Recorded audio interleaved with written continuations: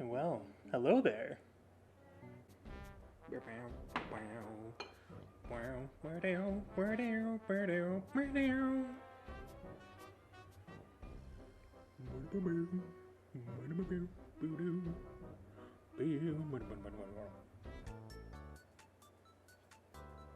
It's nice just kind of hanging out like this and enjoying the fall atmosphere. Got some nice rain going, got some nice music going, got my cup of coffee with my signature national. Oop, I don't know cameras apparently.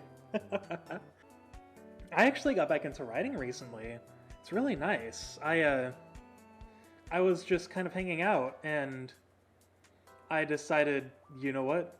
Let's get some writing done. And I'm like, or my brain, something kind of changed in my brain. Let's tell this story. I haven't actually recorded any vlogs recently, so let's make this the story time. Let me sip some coffee first. So, I, where do I start? So, when I first started writing novels, I'm pretty sure I've told this story on stream before, but I might as well tell it again. Oh, geez, excuse me. For context's sake. So when I was a kid, I had limited video game time because my parents were like, okay, you can only play video games for, an hour at a time. You'll get a little more time on the weekends, but on weekdays, we want you focusing on homework and making sure you're getting your schoolwork done and all that. And I mean, I was a kid. I didn't care. I'd sneak my Game Boy Advance or my Nintendo DS from under my pillow and start playing it in the middle of the night. But anyway, I followed their lead for the most part. But as a result of having limited video game time, I started writing books because of it. I really enjoyed the story-driven games, and I enjoyed kind of making a story up in my head while I was playing video games. So once I realized I couldn't play video games all the time, I'm like, you know what? Let's create our own stories, and in our head, we'll pretend those are the video games we're playing. So I would write my own stories all the time, and in my brain, I'm envisioning them it would emulate the feeling of playing those story-driven games. And next thing you know, I'm a full-fledged author. I'm writing books, I'm getting them self-published and everything. And that continued for a very long time. Up until, towards the end of high school, where my parents were like, you know what, do what you want, we don't care about your video game time or whatever. So once I gained the ability to play video games whenever I wanted, that brought about a problem. I no longer had my reason to write, or my original reason to write. So I got very quickly burnt out. Well, actually no, the burnout didn't happen quickly. It was a slow burn. It started out very slow, and by the time I realized what was happening, it wasn't too late, but it had already crossed a threshold where it just felt like there was no turning back for a little while. I went years writing with this burnout, and essentially what I realized was I was writing without a purpose. I was literally just writing more out of obligation at this point. I had gone so long writing that I attached it to my identity. And I thought about it, and I'm like, you know what, I'm an author now, writing's my thing, I just gotta do it. And people enjoyed my stories, I got plenty of good feedback from friends and family, and I'm like, okay, I guess I just gotta keep going. But after the pandemic hit, and everything on top of that, I had a lot of life changes that happened. My brother moved out and everything, and just a lot of stuff in life changed. Everything built up, and then I eventually didn't find love in my writing anymore. And I'm like, well, why did this happen all of a sudden? The thing is, it wasn't sudden. My brain just thought it was because I went years writing without noticing the slow burn occurring. So I eventually reached this point and I was like, well, I can push through. I'm an author. Every time I couldn't get any writing done or I felt like my writing was inadequate, I'd get really hard on myself. I'd bring myself down. I'm like, dude, you're an author. Why aren't you getting your work done? I'm like, I'm trying my best, man. This is me talking to myself.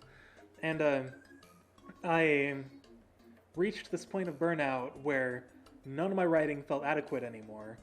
I was just disappointed in everything I wrote. And finally, I started looking up plenty of articles online, and this is over the course of probably the past couple years, to be honest. Like this incredibly heavy burnout, me reaching a point where I felt like I could write again, then getting incredibly burnt out again, and that burnout would be even deeper every single time the pattern would repeat.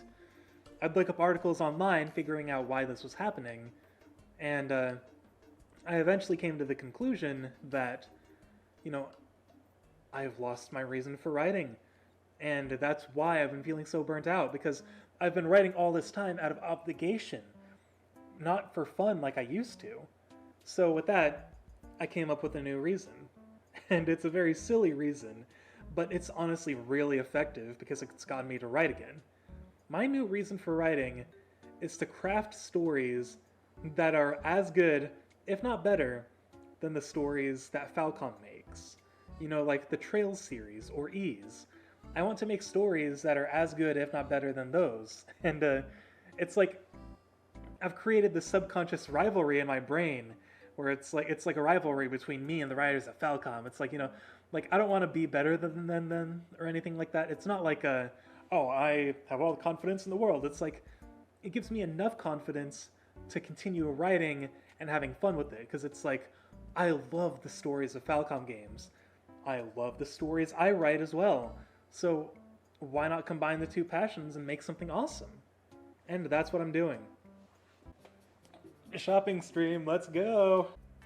Hope you're enjoying yourselves as much as you can, at least. I know things are rough. Things are always rough, honestly. When you think about it, life's always... it's a series of trials, and that's pretty much what it is. So it's like, it's important for us to... A philosophy I really like that I heard once is that, like, if you wait for things to get good again to be happy, you'll never be happy, because things will always get bad. You gotta find happiness in the bad, because otherwise you'll just never be happy. That's what I'm doing. I'm just hanging out and having fun. It's like, I have stressful stuff to deal with in my life all the time. So, that's not stopping me from enjoying video games or talking to you guys. It's like, you find time to do the things you enjoy, and as long as what you enjoy isn't hurting yourself or anyone else, do it. Doesn't matter.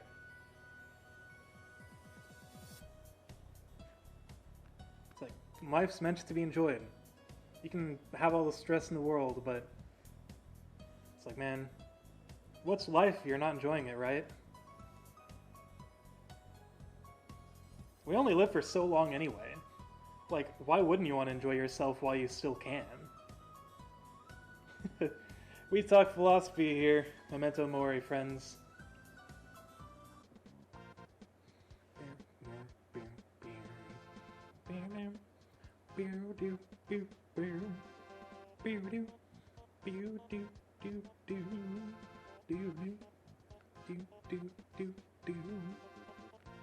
Man, I love Yoshi's Island music. It's so good.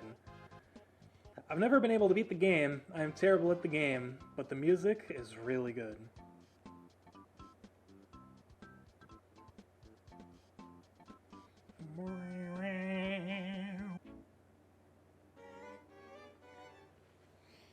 Yeah, I'll totally start streaming more often because I forgot how much I enjoy it. Just sitting here hanging out, playing video games and relaxing. Just relaxing to some nice music as well. It's awesome. I don't know why I don't do this more often. Well, I kind of do. It's, you know, it's depression. It stops everything. That's why, like, I've talked about this in my vlog before. Depression really stops you from doing a lot of the things you normally enjoy doing. Or normally would find no, like, you could do it without effort, but when you have depression, suddenly it feels like even the simplest tasks are so hard to do.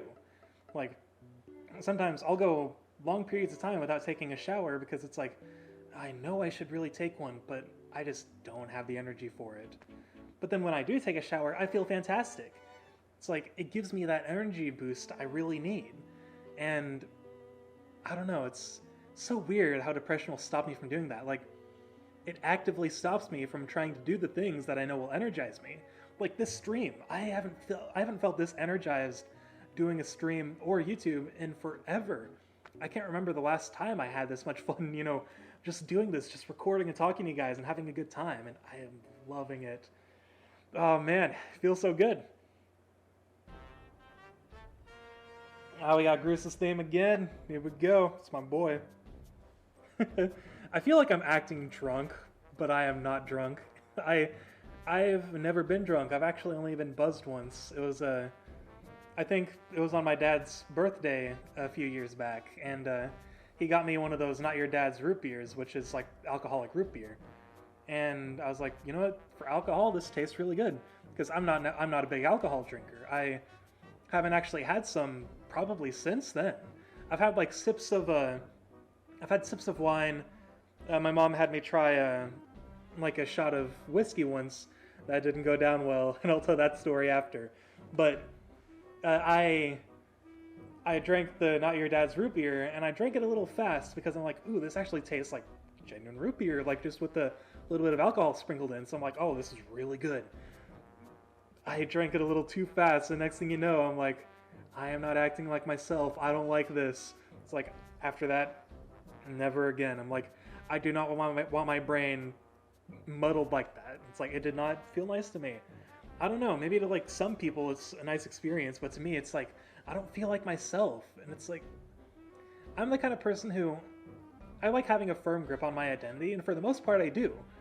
Like after some recent revelations, I was trying to think of the right word because the my girlfriend and I like to watch these Rhett and Link compilations, and he said relevations in one. So my brain's like, wait, which is the real pronunciation? So I have to kind of think to myself for a little bit. Where was I going with this? So yeah, it doesn't feel right when I'm not myself. And now for the whiskey story, before that leaves my brain and I go on this tirade about personas and all that bull crap. My mom's like, hey, here, try some of this. And she poured me like, it was a real small glass of whiskey. It's like a shot glass like this big or something like that. And I'm like probably that wide.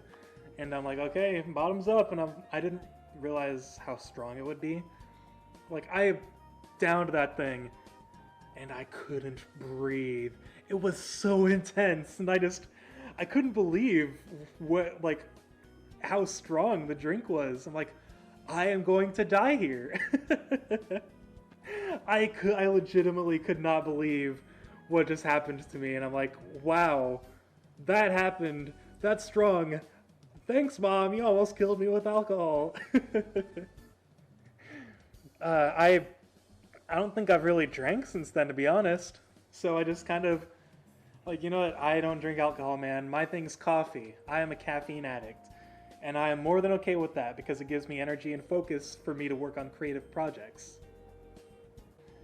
But yeah, I've been coming to a lot of recent revelations about myself, and like I was talking about earlier on the stream, once I realized that I attached my identity so much to writing that when I wasn't writing, I was putting myself down. Like that actually happened earlier today, to be honest. I didn't feel like writing, and I was trying to develop my game as well, because I'm like I mentioned earlier, I'm a solo game dev working on RPG Maker because it's easy peasy lemon squeezy, and I like it. Anyway, I tried working on it, and I'm like, I am not in the mood for creative work right now. And the part of my brain that attached my identity to my creative work is like, you should be doing your work. What are you doing? This is not you. Why are you not doing your work? And I'm like, I'm sorry. So I thought about that, and I'm like, man, I am not my work. I am just me. I can legitimately do what I want, with limits. Like, I'm not gonna do anything bad. I'm not gonna hurt myself or anyone else. It's like, I can do whatever I want as long as it's safe and doesn't harm myself or anyone else. Or infringes upon people's rights. Because, that's just, I'm not about that. But, it's like, I'm allowed to just sit here and relax if I want to. I'm allowed to sit and play a video game. I can clean the house if I want to. I can watch something. I don't always need to be working. And I think that's something that a lot of creatives need to know. Because, like, it's different if you're an artist who lives off of taking commissions, Like, I don't blame you for having that mindset of, oh, I always need to be working because, you know, it's my job. I have all these commissions. Like, I have to be working, or otherwise, you know, I won't make money. I won't be able to feed myself. It's like, I don't blame you. But don't attach your identity to your work, because when you do, I feel like it adds so much unnecessary stress and it makes everything so much harder.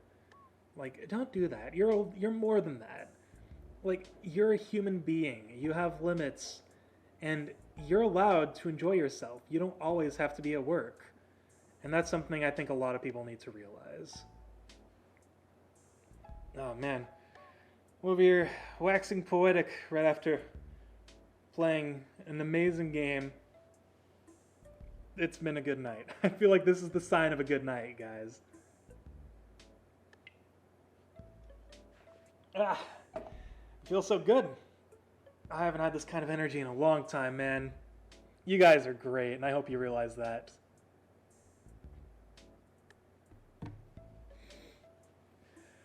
I'm not tired, but it's definitely approaching time for us to probably end the stream. I want to give a shout out to my friend Mike, the guy right here. He's very reliable. I love him. And shout out to you guys for watching.